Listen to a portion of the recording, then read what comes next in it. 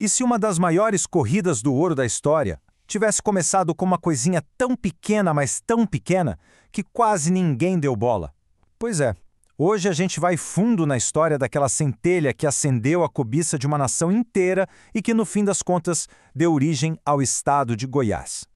Olha, a história de Goiás foi literalmente inscrita em ouro. Não tem como negar. Só que toda a lenda tem um começo, né? E a verdade por trás dessa história, ela é muito mais complexa e até sombria do que a gente costuma ouvir por aí. Vamos lá. Imagina só a cena. Século XVII. Entrar no interior do Brasil era, sem exagero, como explorar outro planeta. Era um território gigante, perigoso, totalmente desconhecido. E quem estava na linha de frente dessa expansão? Os paulistas. Eram homens que entravam sertão adentro atrás de basicamente duas coisas: riqueza e gente para escravizar. Mas aí que tá o ponto. A pessoa que fez a primeira descoberta oficial de ouro em Goiás não foi nenhum nobre cheio de medalha, nenhum general famoso. Longe, mas longe disso. A história, como a gente vai ver, ela adora uma boa reviravolta. O nome dele é Manuel Correia. Guarda bem esse nome, porque ele é a peça-chave desse quebra-cabeça todo.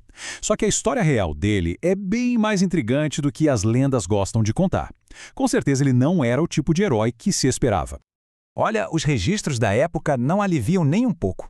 Eles descrevem o Manuel Correia como um cara indigente, pobre mesmo, sem recursos, sem educação formal, um azarão completo.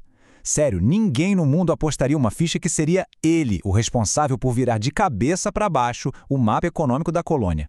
E isso, claro, levanta aquela pergunta, né? O que um homem com esse perfil estava fazendo tão fundo no meio do sertão goiano? A resposta? Bom, não era busca por glória, não. A verdade era muito mais direta e bem mais brutal.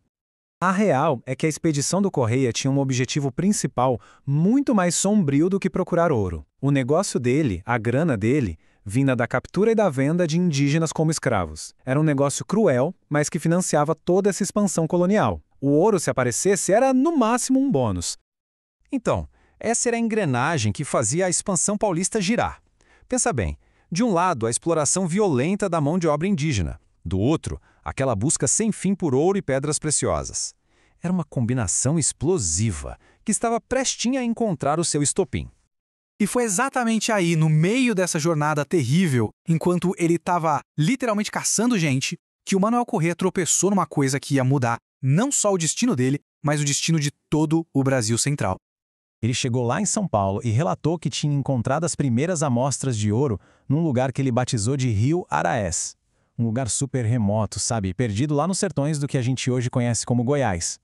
E é aqui que a história fica ainda mais inacreditável. A descoberta, ela foi feita com uma ferramenta totalmente improvisada, um simples prato de estanho. Pensa nisso.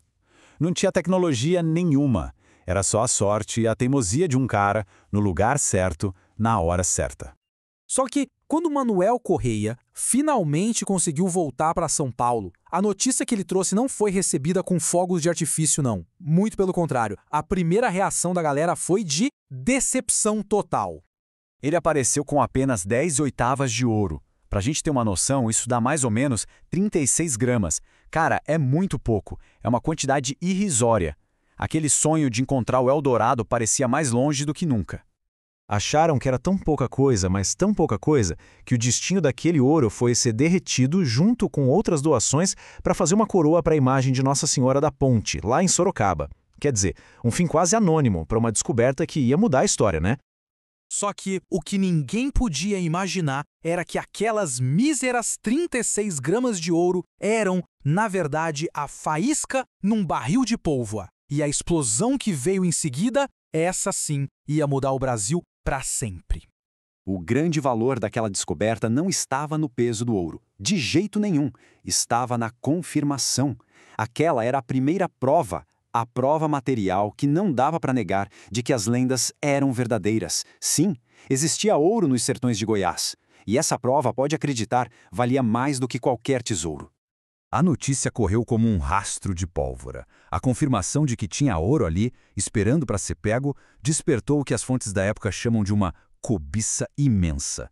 Era isso. A corrida tinha começado. E foi essa cobiça toda que alimentou um dos maiores fenômenos da nossa história, as bandeiras. A gente está falando de expedições gigantescas, verdadeiros exércitos particulares que começaram a marchar para o interior.